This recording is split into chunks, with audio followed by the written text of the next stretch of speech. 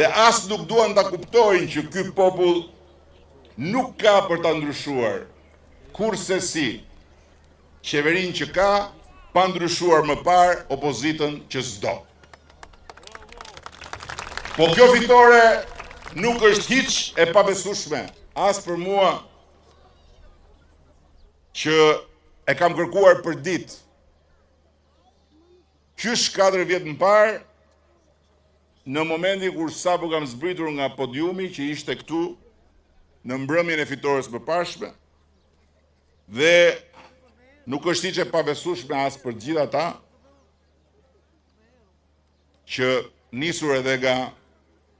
shumë këtu, duke filluar nga drejtuesit politik të qarqeve, që bashkë me mua punuan shumë fort 4 vjet me radhë për ta sjellë në shtëpinë tonë rezultatin historik të 11 majit. Koha do ta thotë nëse rezultati i kësaj përballje me kundërshtarët tanë të kahershëm dhe të pandrejshëm është në fakt rezultati i një përballje përfundimtare me historinë tonë të mundimshme,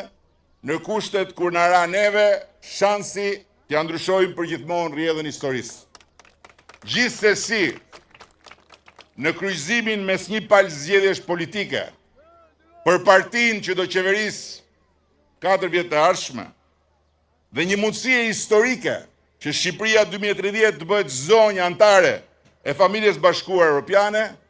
ne u bëm partia që e mishëroi fuqishëm mundësinë historike në sytë e shqiptarëve që duan zonjën Shqipëri në sofrën e BE-s dhe vetën e tyre qytetarë të barabartë Bashkimit Evropian. Të tjerët u munduan të na rendin pas me sharje lebetitse dhe me premtime uleritse, por dora dorës mbetën mbrapa, derisa mbetën shumë mbrapa. Megjithatë, edhe pse rezultati përfundimtar s'ka dalë akoma, mbase s'mbetet kredi njëjti, unë dua t'i përgëzoj udhëheqësit e partive të vogla opozitare, të cilët bën betejat e tyre jo të lehta dhe i mbijetuan presionit jo të vogël të ajrit mes forcave të mëdha kryesore. Uroj që të mos ecin më tej në gjurmët e opozitës vjetër dhe të falimentuar totalisht, po të gjejnë mënyrat dhe të gjejnë durimin për të rritur si alternativa dhe jo si volume zanore në Mexhelis.